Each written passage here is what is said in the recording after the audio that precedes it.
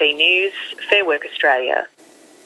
News Limited Chief John Hartigan has rejected claims the company is waging a campaign against the federal government. The outgoing boss of News Limited made the comments at the government's media inquiry in Sydney yesterday. Well, former chairman of the Australian Broadcasting Authority and the Press Council, Professor David Flint, spoke to the inquiry today, and he joins us in the studio. David Flint, thanks for coming in. Pleasure. What was discussed at the inquiry today? Well, the judge treated me with a great courtesy, and it was a very informal hearing, and what he essentially asked were a number of questions. For example, could there be a media council which would encompass the Press Council but bring in the other forms of media? And I recall that I had in fact written along those lines some years ago. I see nothing wrong with that and everything good with that, provided that it's all voluntary. So in your view, is greater regulation of the media required? Not at all, not at all. This would be just extending an aspect of independent regulation, offering it to complainants if they wished. Because the Press Council process is informal, it's effective, and it's speedy. And it has certain advantages which may appeal to some complainants. This would not be, in my view, in substitution of the existing process, but an alternative avenue. But of course, the Press Council, for instance, has in the past, as you well know, been described as a toothless tiger.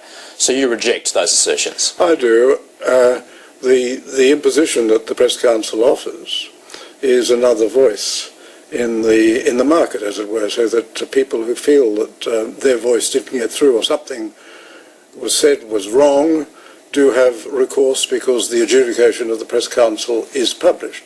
But before that, there are many avenues for mediation which the Press Council offers, quite often bringing people together, bringing the editor and the complainant together. A solution is quite often found which avoids any confrontation and which is satisfactory to both of them. Can I ask you about the assertion that News Limited has waged a campaign against the government? Do you subscribe to that theory? Well, which government? I think they waged... Certainly to the current government, and certainly the Labor government is complaining. Yes, they certainly waged a campaign against the Howard government, and they came in very hard. The AWB, for example, the Children Overboard affair, all those things were quite often voiced first and strongest in news. I think news sees its role as questioning the government. I don't think they've treated...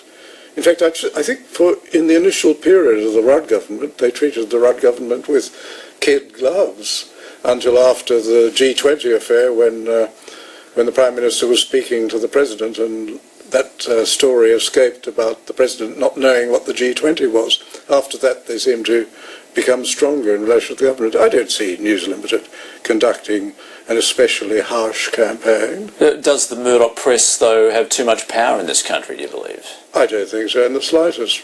Despite the ownership issues, certainly in some states, it's very close to blanket coverage for the Murdoch press. Certainly, if you only look at the print media, but I think in this modern day and age, when, for example, Essential Media, which is a polling company essentially union-oriented, found that 30% of people get their news from the evening television broadcasts and 30% from the internet. They don't get much of their news from newspapers. Newspapers now feed a minority audience.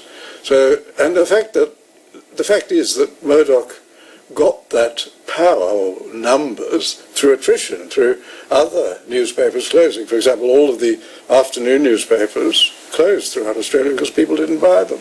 And just quickly, do you think greater regulation is needed in the future with the advent of social media and, of course, digital media that is upon us?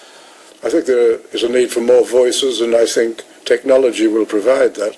And I don't think there's any need at all for more regulation. Professor David Flint, thanks very much. Thank you.